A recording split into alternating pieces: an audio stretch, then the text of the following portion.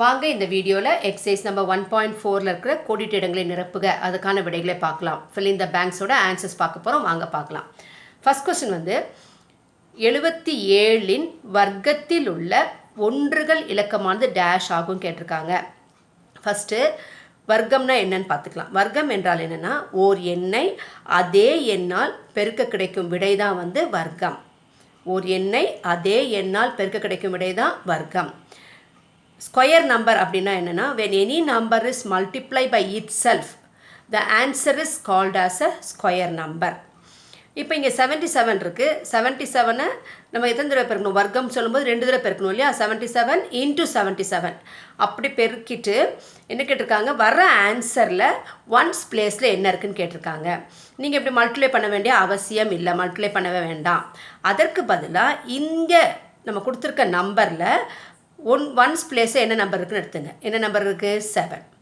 இதனுடைய square number வர்க்கம் கண்டுபிடிச்சிங்க. என்ன வரும்? 7 into 7 49, 49. அப்போ இதில் வந்து ஒன்ஸ் பிளேஸில் என்ன இருக்கோ அதான் வந்து அதனுடைய வர்க்கத்துலேயும் இருக்கும். இதில் ஒன்ஸ் பிளேஸ் என்ன இருக்குது? 9. அப்போ 9 தான் வரும். அப்போ 77 ஸ்கொயர்லேயும் ஒன்ஸ் பிளேஸ் என்ன தான் வரும்? 9 தான் வரும். ஸோ இன்னொரு மெத்தட் இருக்குது, அது அடுத்த வீடியோவில் பார்க்கலாம். ஸோ ஈஸி மெத்தட் ஒன்று இருக்குது, அது அடுத்த வீடியோவில் எக்ஸ்பிளைன் பண்ணிவிட்டு சொல்கிறேன். இது வந்து ஈஸியாக பார்த்துக்கலாம். இப்போ வந்து ஒரு நம்பர் கொடுத்துட்டு அதனுடைய ஸ்கொயரில் ஒன்ஸ் பிளேஸில் என்ன இருக்குதுன்னு கேட்டாங்கன்னா கொடுக்கப்பட்ட எண்ணில் நம்பர் இருக்கு இல்லையா, அதில் ஒன்ஸ் பிளேஸில் இருக்க நம்பருடைய ஸ்கொயர் கண்டுபிடிச்சிங்க. ஏன்னா அது வந்து 1 டிஜிட் நம்பராக தானே வரும். அப்போ கண்டுபிடிக்கிறது ஈஸி தானே. 7 7s 49. 49ல் ஒன்ஸ் பிளேஸ் என்ன இருக்குது? 9. அதுதான் இதனுடைய ஸ்கொயர்லேயும் வரும் 9. அப்போது 77 வர்க்கத்தில் உள்ள ஒன்றுகள் இலக்கமான டேஷ் ஆகும், 9 ஆகும். ஸோ ஸ்கொயர் ஆஃப் 77ல் ஒன்ஸ் பிளேஸில் என்ன நம்பர் வரும்னா 9 தான் வரும். வாங்க செகண்ட் சம் போகலாம். 24 ஸ்கொயர் மற்றும் 25 ஸ்கொயர் 24 வர்க்கம் மற்றும் 20 மேலே வந்து அடுக்கில் 2 போட்டாங்கன்னா அது வந்து வர்க்கம்னு அர்த்தம். பவரில் 2 போட்டாலும் இது வர்க்கம். ஸோ 24 வர்க்கம் மற்றும் 25 வர்க்கம் ஆகியவற்றுக்கிடையே டேஷ் எண்ணிக்கையிலான வர்க்கமற்ற எண்கள் உள்ளன. வர்க்கமற்றனா நமக்கு 2 எண்கள் இருக்குதுன்னு தெரியணும். ஒன்று வந்து வர்க்க எண்கள் ஸ்கொயர் நம்பர்ஸ், இன்னொன்று வந்து வர்க்கமற்ற எண்கள் அதாவது இம்பர்ஃபெக்ட் ஸ்கொயர் நம்பர்ஸ். எதெல்லாம் ஸ்கொயர் நம்பர்ஸ் அப்படின்னா 1 1s are 1, 1 is a square number. 2 2s are 4, 4 is a square number. 3 3s are 9, 9 is a square number. 4 4s are 16, 16 is a square number. So இதெல்லாம் square number. இதுக்கு நடுவில் இருக்கிற நம்பர்லாம் வந்து வர்க்கமற்ற எண்கள் imperfect square numbers. பாருங்க இங்கே 1 squared is 1, 2 squared is 4. அப்போது 1 வந்து perfect square number, 4 is a perfect square number. அப்போ இது நடுவில் இருக்கிறது வந்து இம்பர்ஃபெக்ட் ஸ்கொயர் நம்பர். இது வந்து 2 வர்க்க எண்கள். இதுக்கு நடுவில் என்ன இருக்குது? வர்க்கமற்ற எண்கள் இருக்குது. அப்போ எத்தனை எண்கள் இருக்குங்க? 2 3 வர்க்கமற்ற எண்கள். ஸோ அதே மாதிரி இங்கே கண்டுபிடிக்கணும். இது பாருங்கள், இது எப்படி கண்டுபிடிக்கலாம் அப்படின்னா இப்படி தொடர்ச்சியான எண்கள் வர்க்க எண்களுக்கு நடுவில் எத்தனை வர்க்கமற்ற எண்கள் இருக்குதுன்னு கண்டுபிடிக்கிறதுக்கு ஒரு எளிய முறை இருக்குது. இந்த நம்பரை கூட்டிக்கணும். 1 2 கூட்டினா எவ்வளவு? 3. 3லேருந்து 1 கழிச்சிருங்க. என்ன வந்திருக்கு? விடை 2. பார்த்தீங்களா? அப்போது 1க்கும் 4க்கும் இடையில எத்தனை வர்க்கமற்ற எண்கள் இருக்குது? 2 எண்கள் இருக்குது. அதே மாதிரி இங்கேயும் கண்டுபிடிச்சிக்கலாம். எவ்வளோ பெரிய நம்பர் கொடுத்தாலும் ஈஸியாக கண்டுபிடிச்சிக்கலாம். என்ன பண்ணணும்? இந்த 24ஐயும் இந்த 25ஐயும் ஆட் பண்ணிக்கோங்க. ஆட் பண்ணி நமக்கு எவ்வளோ வரும்? 49 வரும். இல்லைனா ரொம்ப கஷ்டம். 24 ஸ்கொயர் வந்து 576, 25 ஸ்கொயர் வந்து 625. அப்போ இதுலேருந்து எத்தனை நம்பர் நம்ம மைனஸ் பண்ணுறதோட ரொம்ப ஈஸி மெத்தடு. இது ரெண்டையும் ஆட் பண்ணுங்கள். 24 + 25 is 49. 49ல் 1 சப்ராக்ட் பண்ணுங்கள், 48. அப்போது 24 ஸ்கொயருக்கும் 25 ஸ்கொயருக்கும் நடுவில் எத்தனை இம்பர்ஃபெக்ட் ஸ்கொயர் நம்பர் இருக்குது? 48 இம்பர்ஃபெக்ட் ஸ்கொயர் நம்பர் இருக்குது. 24 வர்க்கத்துக்கும் 25 வர்க்கத்துக்கும் நடுவில் எத்தனை வர்க்கமற்ற எண்கள் இருக்குன்னா 48 வர்க்கமற்ற எண்கள் இருக்குது. வாங்க மூணாவது கணக்கு போகலாம். மூணாவது கணக்கு வந்து 300க்கும் 500க்கும் இடையே டேஷ் முழு வர்க்க எண்கள் உள்ளனன்னு சொல்லியிருக்காங்க. இப்போ 300 500 என்னது? வர்க்கமற்ற எண்கள். அப்போ இதுக்கு நடுவில் 300க்குமே அதிகமாகவும் 500க்கு குறைவாகவும் நம்ம எத்தனை வர்க்கம் எண்கள் கண்டுபிடிக்கிறது கொஞ்சம் கஷ்டம் இல்லையா? நம்ம சொல்லி பார்க்கணும். அதுக்கு பதிலாக ஒரு எளிய முறை இருக்குது. இப்போ இந்த 300 இருக்கு இல்லையா, 300க்கு பக்கத்தில் அருகாமையில் இருக்கிற முழு வர்க்க எண் என்னென்னு பார்க்கணும். எதுனா 289. அதே மாதிரி 500ஐ விட அதிகமாக இங்கே குறைவு எடுத்துக்கணும், இங்கே அதிகமாக எடுத்துக்கணும். அதிகமாக என்ன வருதுன்னா 529 வருது. அப்போ இந்த 289 வந்து எதனுடைய வர்க்கம் அப்படின்னா 17 வர்க்கம்.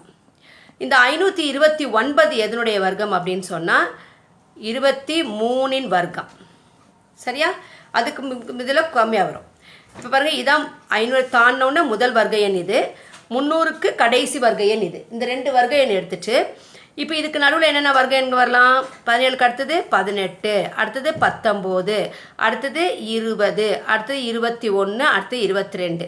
இப்போ இந்த 5 நம்பருக்கு பாருங்களேன், 17 வர்க்கம் வந்து நமக்கு தெரிஞ்சிருச்சு. நமக்கு வேண்டியது 18 வர்க்கம்.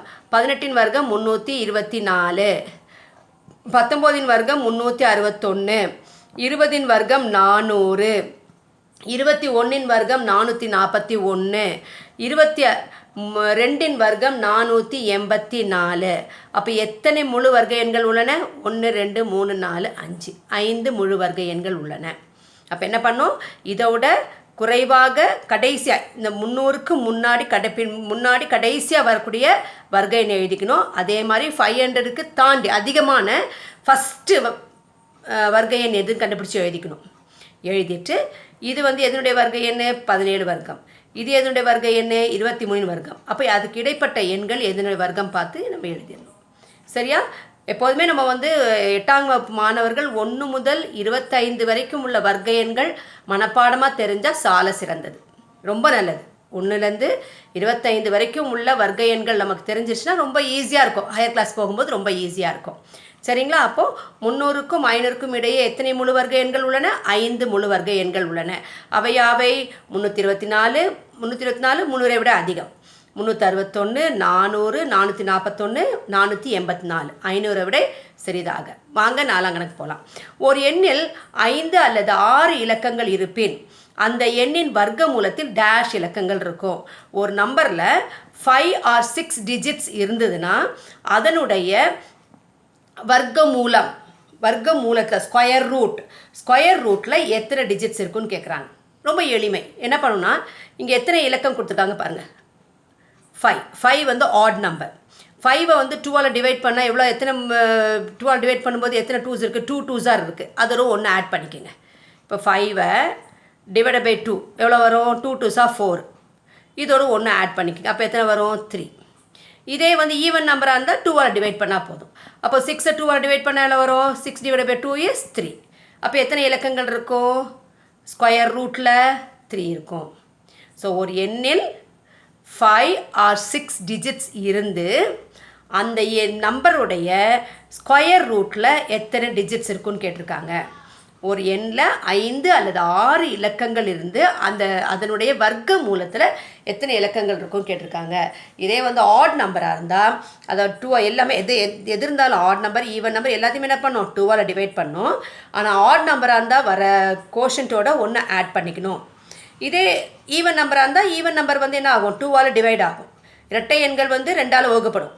ஆனால் ஒற்றை எண்கள் வகுப்படாது. ஏன்னா மீதி வந்துடும் இல்லையா? அதனால் அதனுடைய ஈவில் 1 கூட்டிக்கணும்.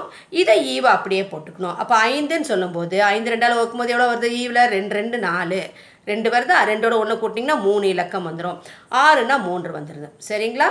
அப்போது 5 or 6 டிஜிட்ஸ் கொடுத்துருந்தாங்கன்னா அதனுடைய ஸ்கொயர் ரூட்டில் எத்தனை டிஜிட்ஸ் இருக்கும்? 3 டிஜிட்ஸ் இருக்கும். 5 or 6 இலக்கங்கள் கொடுத்துருந்தாங்கன்னா அதனுடைய வர்க்க மூலத்தில் 3 இலக்கங்கள் இருக்கும். வாங்க 5ஆவது கணக்கு போகலாம்.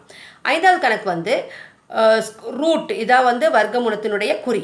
ரூட் ஸ்கொயர் ரூட் 180 180 இன் மதிப்பானது டேஷ் மற்றும் டேஷ் என்ற முழுக்களிடையே இருக்கும் கேட்டிருக்காங்க. வர்க்க மூலம் 180 எந்த மதிப்புக்கு இடையில் இருக்குன்னு கேட்டிருக்காங்க. ரொம்ப எளிமை. இந்த 180க்கு முன்னாடி உள்ள 180 இதுக்கு முன் உள்ள வர்க்க எண் எடுத்துக்கணும். எது வரும்? 169. 180க்கு பின்னாடி 180க்கு முன்னாடி 169, பின்னாடி வந்து 196. அதுதான் சொல்கிறது. 25 வரைக்கும் வர்க்க எண்கள் நீங்கள் என்ன பண்ணிக்கணும்? அப்படியே தரோவாக வச்சுக்கணும். ஃபிங்கர் டிப்ஸில் வைக்கிற மாதிரி வச்சுக்கணும். சரிங்களா? சரி. அப்படி முடியல அப்படின்னா நான் எளிமையான மெத்தடில் நான் வர வீடியோவில் சொல்கிறேன். சரி. இப்போது 180 கொடுத்துருக்காங்க. இதனுடைய வர்க்கம் வந்து எந்த 2 முழு எண்களுக்கு வர்க்கம் இல்லை, இது வர்க்க மூலம் வந்து எந்த 2 முழு எண்களுக்கு இடையில் அமையும்னு கொடுத்துருக்காங்க. அப்போ என்ன பண்ணுவோம், இந்த 180க்கு முன்னாடி இருக்கிற முழு வர்க்க எண் என்னென்னு எடுக்கணும். 169. 180க்கு பின் இருக்கிற வர்க்க எண் எடுக்கணும். என்னது? 196. இப்போ 169னுடைய வர்க்க மூலம் என்ன?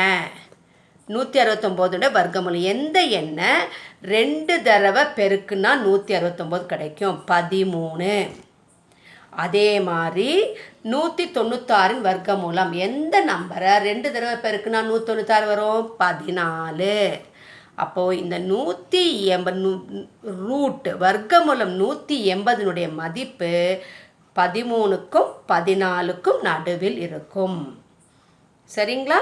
ஸோ ஃபஸ்ட்டு என்ன பண்ணணும், என்ன நம்பர் கொடுத்தாலும் அதுக்கு முன்னாடி இருக்கிற வர்க்க எண் கண்டுபிடிக்கணும். அதே மாதிரி அதாவது குறைந்த வர்க்க எண், அதுவும் கடைசி, இந்த 180 கடைசி வர்க்க எண், இதற்கு முன்னாடி இருக்கிற கடைசி வர்க்க எண்ணும் இதற்கு பின்னாடி இருக்கிற முதல் வர்க்க எண்ணும் எடுத்துக்கணும். எடுத்துட்டு அதுக்கு வர்க்க மூலம் எடுக்கணும். வர்க்க மூலம்னா இதை எந்த நம்பரால் 2 தடவை பெருக்குன்னா 169 வருதுன்னு தெரியணும். அதே மாதிரி 196 எந்த நம்பரால் 2 தடவை பெருக்குன்னா 196 வருதுன்னு பார்க்கணும். 169 வர்க்க மூலம் 13, 196 வர்க்க மூலம் 14. எனவே 180 வந்து என்னது? Imperfect square number. இது வந்து முழு வர்க்கம் அல்ல, வர்க்கமற்ற எண். இது வர்க்கமாக இருந்தால் சொல்லிடலாம், வர்க்கமற்ற எண். அப்போ அதனுடைய மதிப்பு எதுக்கும் நடுவில் இருக்குன்னா இதனுடைய மதிப்பு முழு எண் 13க்கும் 14க்கும் இடையில் இருக்கும். தேங்க்யூ.